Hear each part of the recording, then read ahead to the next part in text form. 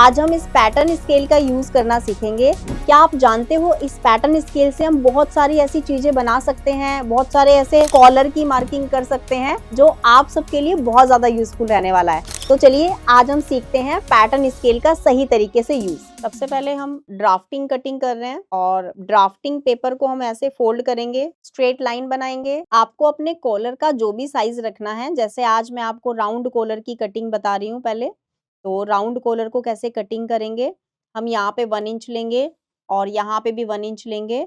दोनों पॉइंट को straight line से मिलाएंगे। पहले आपको एक स्ट्रेट लाइन ड्रॉ करना है, उसके बाद 1 इंच का डिस्टेंस लेना है, फिर से एक और लाइन ड्रॉ करना है। उसके बाद आपको यहाँ से नेक ब्रॉड लेना है। देखो हम यहाँ पे ले रहे हैं 3.5 और इसके बाद आपका जो भी कॉलर का साइज है वो आप ले लेंगे। थोड़ा सा डिस्टेंस छोड़ेंगे, फिर से एक और पॉइंट लेंगे 3.5 और यहाँ पे आपको 1 इंच पे मार्क करना है, स्ट्रेट लाइन बनाना है। अब आपको ये स्केल लेना है। देखो मैं जो भी मार्किंग करूंगी ना, आज मैं इसी स्केल का यूज करने वाली हूँ। तो आपको इसे इस तरीके से रखना है और प्रॉपर शेप देना है। उसके बाद आपका कॉलर साइज जो भी है, यहाँ से फोल्ड वाली साइड से आपको अपना कॉलर का साइज लेना है। मैं यहाँ से मेजर करूंगी और इस लाइन को पूरा इस तरीके से चेक कर लूंगी। ये स्केल बहुत ज़्यादा यूज़फुल है, बहुत सारी ऐसी जगह पे हम यूज़ कर सकते हैं। जैसे मेरा आ रहा है 15.5, तो मैं यहाँ पे ले रही हूँ, तो मुझे एक पॉइंट मिल गया है। मेरा जो भी कॉलर का साइज़ है, मुझे यहाँ पे एक पॉइंट मिल गया है। अब मुझे 1-1 इंच का गाइडलाइन लेना है, तो 1-1 इंच का गाइडलाइन लेंगे, ऐसे डॉट-डॉट बनाते रहेंगे और अब इन सभी डॉट-डॉट को आपको मिलाना है।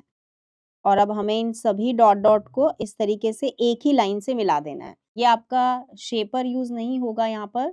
यहाँ पर आपको अपने हैंड से ही शेप देना है। अंदर वाली साइड में जो शेप आएगी आपकी, वो आपके शेपर से आएगी। और अब आपको एंड पॉइंट पर एक इस तरीके से ये अंदर जो कट दिए हुए हैं, ये देखो स्केल को बहुत ध्यान से देखोगे तो यहाँ पे आपको पता चलेगा, एक यहाँ पे कट है, एक यहाँ पे, और ये साइज़ के अकॉर्डिंग है। देखो मेरा 1 इंच का है तो मेरा ये वाला पॉइंट यूज़ होगा, क्योंकि यहाँ से और यहाँ तक का जो साइज़ है ये 1 इंच है। यहाँ से यहाँ तक का 1 इंच से कम है और ये 1 इंच से थोड़ा एक्स्ट्रा है, एक लाइन ज़्यादा है। तो 1 इंच वाला पार्ट मेरा ये है, तो मैं इसको यहाँ पे रखूँगी ऐसे। मुझे बिल्कुल करेक्ट शेप मिल जाएगी। यहाँ से स्टार्ट करेंगे और ऐसे बना देंगे। अब देखो ये वाला शेप भी आपका कितना प्यारा बना है। अब मैं इसको कटिंग करूँगी। आप देख पाएँगे आपका जो राउंड कॉलर है वो कितनी जल्दी बन गया है और कितना अच्छे से बन गया है। अंदर वाली मार्किंग कट करेंगे फिर। अभी तो मैंने ड्राफ्टिंग पेपर का यूज़ किया है, ये सेम कॉलर आप अपने पेस्टिंग पे भी कटिंग कर सकते हैं। ये आपका राउंड कॉलर है। अब आप इस राउंड कॉलर को डमी पे चेक करेंगे कि आपका ये राउंड कॉलर कैसा बना है। अब मैं इस कॉलर को डमी पे लगा के आपको चेक कराती हूँ कि देखो मेरे जो कॉलर की शेप आई है वो कैसी आई है। दोनों साइड में हम ऐसे पिन लगाएँगे और देखो बराबर होना चाहिए, ठीक है? कॉलर का जो आगे से पॉइंट है वो बिल्कुल इक्वल होना चाहिए दोनों साइड से। तो आप देखो हमारा जो कॉलर है वो बिल्कुल परफेक्ट तरीके से आगे और पीछे से बिल्कुल राउंड में आएगा ऐसे।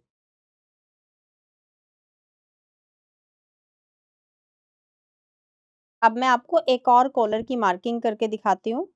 सबसे पहले स्ट्रेट लाइन ड्रॉ करेंगे। उसके बाद कॉलर का जो भी साइज़ है, नॉर्मली हम यहाँ पे बना रहे हैं नेहरू कॉलर, जिसको स्टैंड कॉलर भी कहते हैं।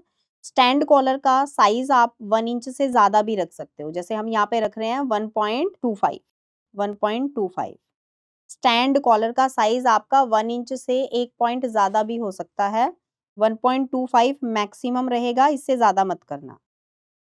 अब आपको फिर से यही वाला स्केल लेना है और इस स्केल को यहाँ से सेंटर से 2.5 या 3 इंच पे ऐसे रखेंगे। जितना भी नेक ब्रॉड आप लेते हो, जैसे 2.5 लेते हो तो 2.5 पे रखेंगे और अगर 3 लेते हो तो 3 पे रखेंगे। अब ये जो आपने पॉइंट लिया है, यहाँ से आपका शेप बनना स्टार्ट होता है। तो यहाँ पे आपको बहुत ज़्यादा राउंड नहीं देना है, बस यहाँ से इस पॉइंट तक जाना है ऐसे। और फिर यही वाला पॉइंट आपको नीचे वाली लाइन पे मिलाना है, ऐसे। यहाँ से फिर ऐसे जाएँगे। अब यहाँ पे आपको जो एंड पॉइंट मिलेगा अपने साइज़ के हिसाब से ही लेना है, तो मेरा जो साइज़ है वो यहाँ से मेज़र होगा। तो मेरा जो साइज़ है अभी मैंने काटा है कट अपना जो राउंड कॉलर वो 15.5 पे काटा है, तो मैं यहाँ पे उतना ही साइज़ लूँगी जैसे मेरा यहाँ पे आ रहा है 7.75 तो यहीं पे मैं निशान लगाऊँगी ऐसे। और इसके लिए हमारे पास बहुत सारे ऑप्शन हैं क्योंकि बहुत लोगों को ना ये बिल्कुल यहाँ पे ऐसे सीधा चाहिए होता है। बहुत लोग ऐसे हैं कि उनको ये वाला पॉइंट सीधा चाहिए होता है ऐसे। लेकिन बहुत लोगों को ये राउंड में चाहिए होता है, तो अगर आपको राउंड में चाहिए तो फिर से आप यही वाला स्केल यूज़ करेंगे और यहाँ पे मैंने अभी आपको बताया था कि ये वाला जो साइज़ है ये 1 इंच वाला साइज़ है, लेकिन ये आपका 1.25 वाला साइज़ है, तो अभी ये वाला साइज़ हम यूज़ करेंगे। और इसको इस तरीके से सेट करेंगे ताकि मेरा जो ये वाला शेप है ये बिल्कुल ऐसे प्रॉपर आ जाए।